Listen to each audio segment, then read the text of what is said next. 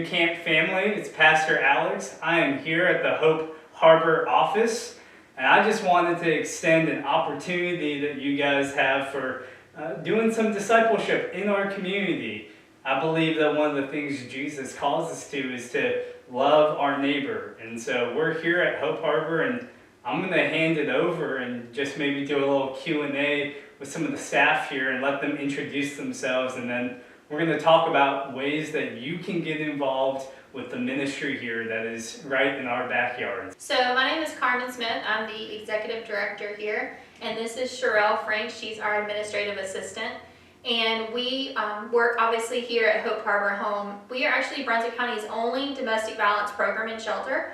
We've been in operation for this April will be 34 years. And that entire time acting as the only domestic violence program and shelter. Having said that, domestic violence is not only a very big crime in this county, it's a crime that's increasing on a daily basis. In fact, just during the pandemic, so starting back March of last year, the domestic violence numbers have increased 33% nationally. Not everyone has a full picture of what Hope Harbor Home does. So obviously we are Brunswick County's only domestic violence shelter, but shelter is only a small part of what we do. Right. So we have advocates that work here. We have 4 of them. And these advocates work day in and day out with victims. And that's a victim staying in the shelter, or maybe one that doesn't necessarily need shelter, but they need that one-on-one advocacy. We originally do an assessment to kind of encompass all of the needs that that victim currently has. We identify kind of the priority list as far as like what's most important, what do we need to deal with right now, and then move forward from there as far as addressing all those needs. So we work with local schools to make sure that children are taken care of. They're in their, getting their proper education, getting transportation to schools.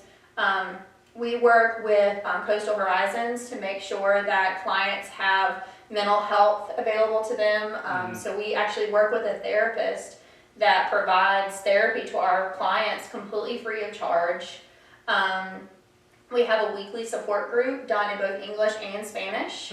Right now that support group is being done virtually just because we typically have, around 7 to 10 women in that group. But we hope to move back to an in-person model when it's safe to do so. And truly, like I said earlier, our advocates are jacks of all trades. So they help with job hunting, house hunting, like I said, therapy, support groups, and then obviously shelter. We do have 2 of our advocates that work primarily out of the courthouse, and they help our clients if they want to take out a restraining order, if they want to file criminal warrants. Technically speaking, the clerks at the courthouse are not allowed to help with restraining order paperwork. And that's intimidating, being that a lot of the jargon on a restraining order form is in Latin to begin with. So our advocates can actually sit down and help with the paperwork. We're now actually doing the paperwork via e-file, which is something we actually started before the pandemic. It just kind of worked out that it worked fantastically. But we're actually able to video chat with the judges and get restraining orders without our clients actually having to go into the courtroom. Oh, wow. I don't know if you want to kind of go into more about services and what the advocates do. Yes. So if we get a client who says, like, all their important documents are burned, they don't have birth certificates, social security cards, ID, all those things are very hard to come by, so we do help them kind of start completely over and just get those documents that they need, because you can't get housing without it. Right. You can't apply for services without it. Your kids can't get what they need without it. So it's everything pretty much. So teaching how to live life and sustain yourself and your kids all over again. COVID has forced us into a position that we've all been adjusting, and I know you guys have been hit pretty hard. So talk to me, Carmen, what can a church member do? I mean, if they want to get involved with the mission of Hope Harbor, they believe what you guys are doing, I mean, what's the first step that they can take? So the biggest thing that I tell people, as far as the biggest thing that they can do to help our organization, is just to start having those tough conversations. Nobody likes talking about domestic violence. Nobody likes to talk about intimate partner violence. The thing that we hear far too frequently is, Well, that's none of my business. That's their relationship. That's private. You know, I don't want to get involved. I don't want to seem nosy. But the thing that we need to realize is that this is our home. Brunswick County is home. You know, these are your neighbors. These are your church members. These are your club members. So we have to start caring about one another, and that starts with having those conversations, pointing out when you see something happening that is not right, talking about Hope Harbor, talking about the services that they provide, talking about just anything, just to start kind of spreading that message that domestic violence does not have to be a topic that kind of hides in the shadows anymore. You know, obviously, when things are not being talked about, the misconception is that they're not being talked about because they're not important. So the number one way that you can help is just to start talking about it. And that can start with something simple like sharing a Facebook post. Hope Harbor Home is on Facebook. We also have an Instagram page. Go on social media, share, you know, social media posts, because what's going to happen is somebody's maybe going to be on Facebook one day craving help, craving somebody to let them know that there's someone out there who cares, and they might see an Instagram post that you shared, or they might see a Facebook post with our crisis line number, and that's going to not only let them know that there's help available, but it's going to let them know that, you know, here's the information to get in contact with us. Yeah, look, I think you make a good point. I think sometimes we falsely believe as a church, and not just talking about camp, but the church universal, that if it's not happening to me, it's not happening.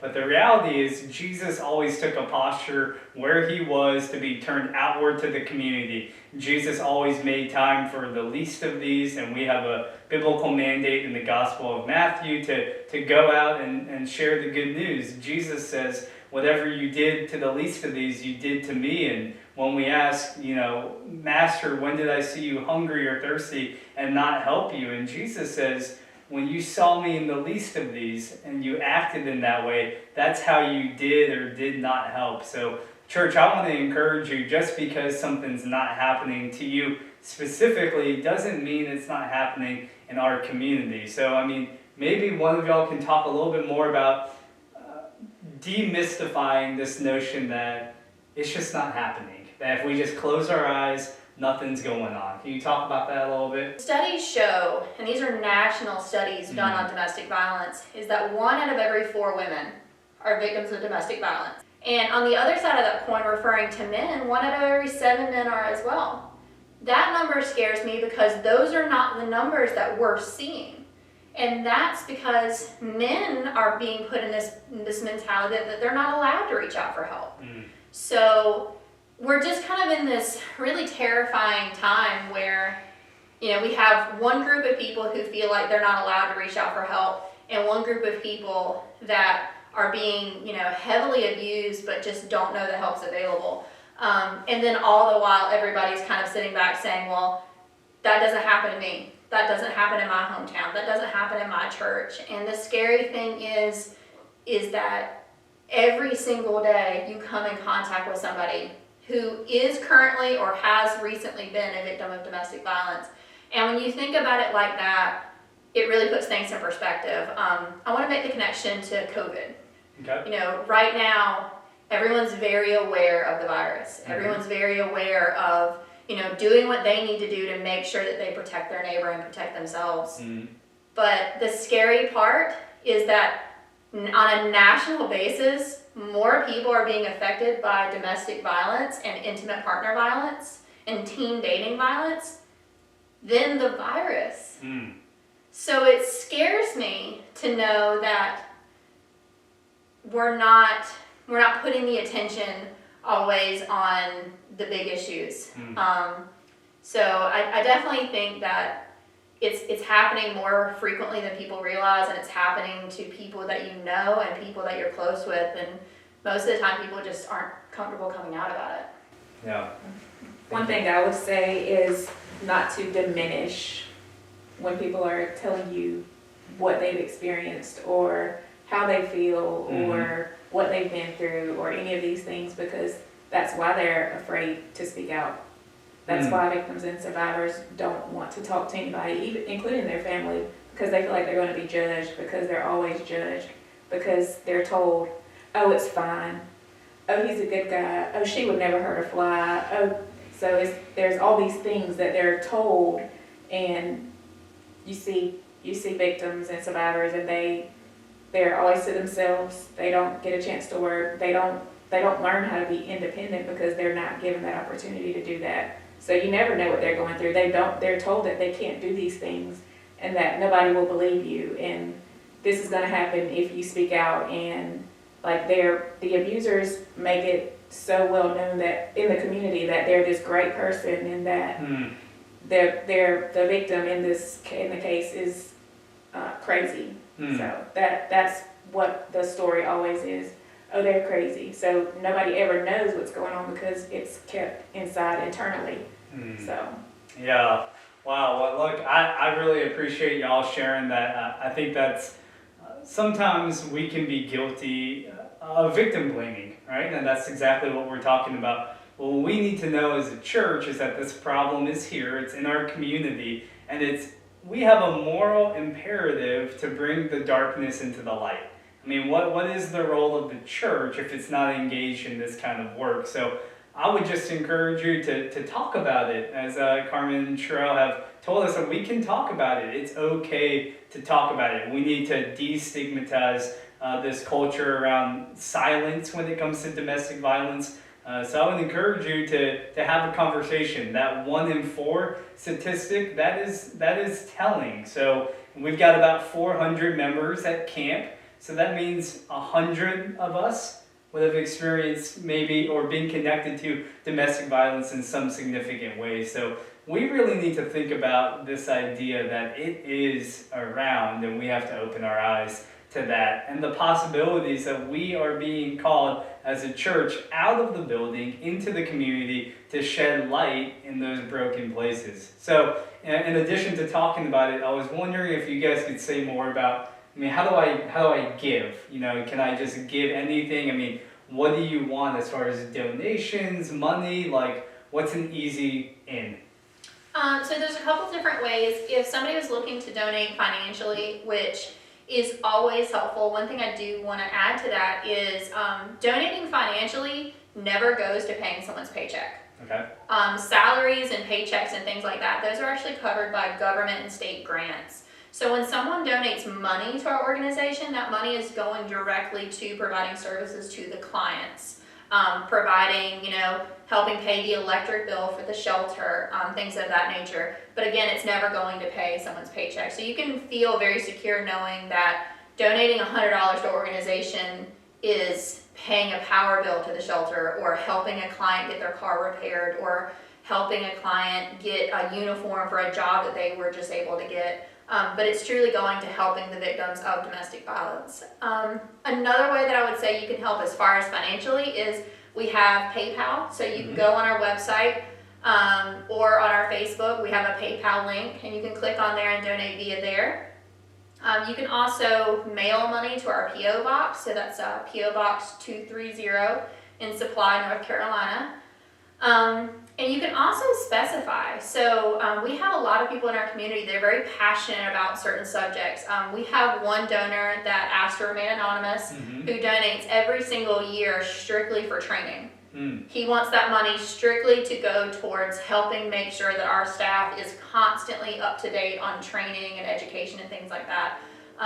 We have local automotive businesses that donate money and want it to go towards victims getting car repairs done. So if you have a passion for something, say you're a teacher and you want it to go towards helping provide school supplies to children, or if you're in construction and you want this to go towards helping a client find rent or rental assistance or a house, you can actually put in the memo of your donation that you want this to go towards something specific. And part of Sherelle's job is making sure that that money is put in the correct line item in our budget to make sure that it's used appropriately.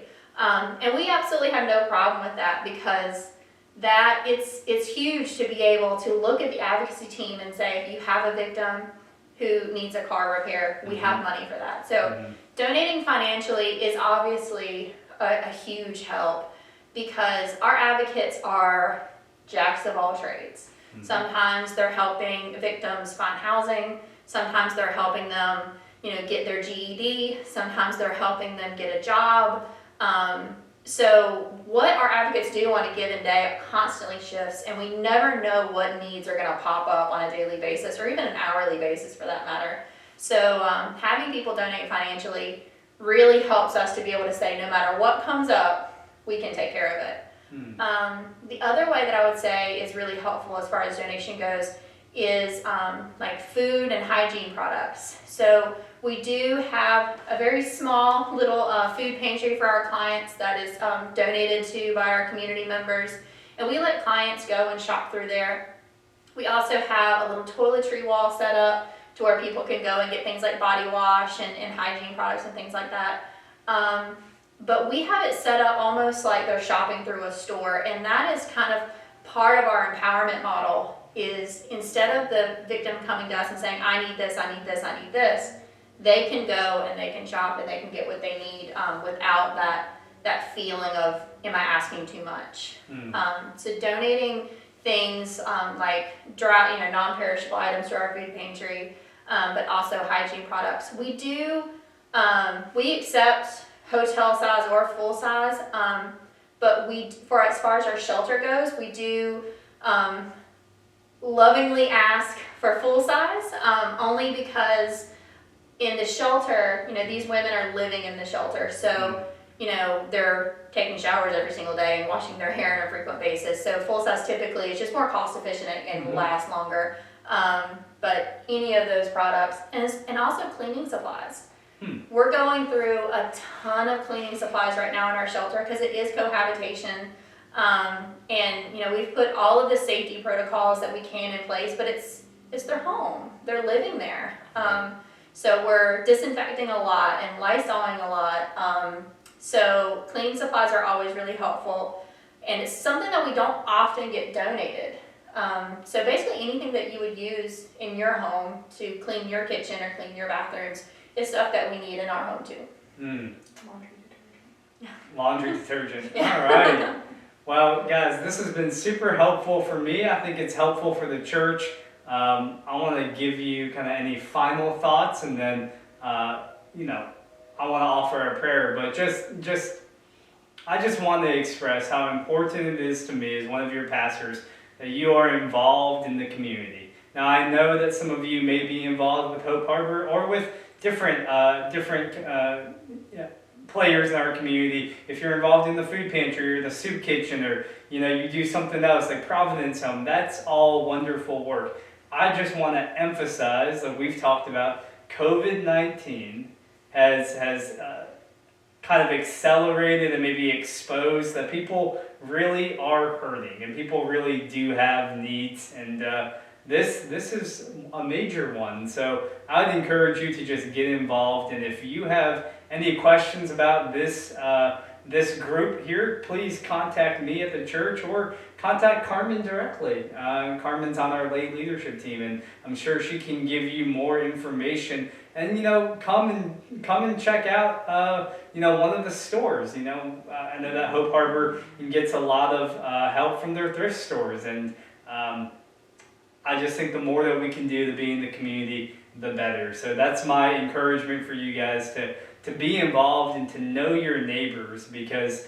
I think when we get insular and we stop knowing our neighbors, then we're not being the church. So get out there in your community and do what you can do to make a positive impact for the community and honestly for the kingdom. So is there anything for you guys to close? Well, I do just want to kind of add a little bit more information about what you just said. We do operate 3 thrift stores in the area, which have always been incredibly vital to our overall mission in getting our word out and obviously providing funds to the organization. But right now, more than ever, our thrift stores are truly our bread and butter. We typically have 2 major fundraisers a year. One fundraiser is our golf tournament that we host, and the other fundraiser is actually a women's gala that's put on by the Holden Beach Women's Club, and then the money is donated between us and Providence Home. Last year, obviously, both of those fundraisers got canceled. They were right in the middle of kind of all this new information coming out, so we canceled both of those fundraisers just for safety. And we did just find out recently that the gala for next year is going to be canceled as well. You know, a lot of these organizations are still trying to do something. Like the Women's Club is still actually going to be having an auction, an online auction, to help provide some of the funds. But those are, you know, over the course of a year and a half, 3 fundraisers that we had put in our budget to provide money for our program that have now been canceled. Donating to our thrift stores and shopping at our thrift stores is a way that a community member and a church member can say, I want to help. So I really encourage you, clean out your closets, clean out your house, clean out your office, clean out your kitchen. We accept everything except large appliances and mattresses. So odds are, if it's in your house and in your way, we would like it and we can sell it. Oh, so good, so good. We do have 3 locations. We have one in Oak Island, one in Leland, and then our newest location is technically a Bolivia address, but it's right there on Old Ocean Highway, kind of catty corner to Novant Hospital. Well, thank you guys for your time. I've definitely learned a lot, and I'm proud to be on the board of directors here. I really believe in this mission, and I encourage you to get involved. Let's close with a word of prayer. Good and gracious God, we give you thanks for Hope Harbor, for the mission, for the way that they are being the church, that the way that Hope Harbor can be the hands and feet to so many people who need to see a different narrative. God, we know that brokenness does not have to remain broken. We know that darkness does not have to remain hidden. It's our job to expose these injustices, and it's our job to take these things seriously. Because when we pray on earth as it is in heaven, we're praying for a more just and a more equitable world. So when you've given us opportunity to step in, may we be the type of people who step in. And we have an opportunity right here in our backyard. And for that and the work that they do, we give you thanks. We pray all this in Jesus' name. Amen.